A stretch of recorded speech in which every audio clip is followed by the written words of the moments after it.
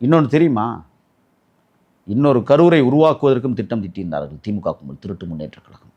அதை தவிடுபொடியாக்கிய தலைவனின் தலைவன். அன்னைக்கு குளத்தூருக்கு போயிட்டு வில்லிவாக்கம் போயிருந்தானா இன்னொரு 30 பேரை கொண்டிருப்பான் திமுகக்காரன். அதுக்கு தயாராக தான் இருந்தாங்க. அதை உணர்ந்துதான் எங்கள் தலைவர் நெருக்கடி ஏற்படுகிற இடங்களில் நாம் செல்ல வேண்டாம், மக்களின் உயிரே பாதுகாப்பானது, நம்மளுக்கு பிரச்சாரம் பண்ணி ஓட்டு விடுகிறது முக்கியமில்லைன்னு சொல்லி தான் என் தலைவன் என்ன செஞ்சார், தேவைப்படுகிற இடத்தில் மட்டுமே பிரச்சாரத்தை மேற்கொண்டதற்கு. நான் கேட்குறேன், எத்தனை இடங்களில் பிரச்சாரத்துக்கு போனார், பேசினாரா? பேச விட்டீங்களா நீங்கள்? அவர் பேசலன்றது தான் சார் எல்லாரோட ஒரு இதுவும். அதான் பேச விடலைன்னு சொல்கிறேன். அதான் பேச விடலை.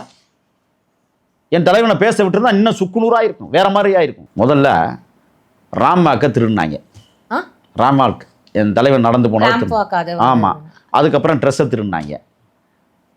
சரி, என்னங்க எனக்கும் அதான் சார் புரியல. என் தலைவன் அப்படி இங்கே பாருங்க, அப்படி அந்த ராம்வாக்கில் அப்படி நடந்து வந்தால் ஒரு சிங்கம் வருவதை போல என் தலைவன் வருவான். சீக்கு பிடிச்சவன் நடந்தால் எப்படி இருக்கும்?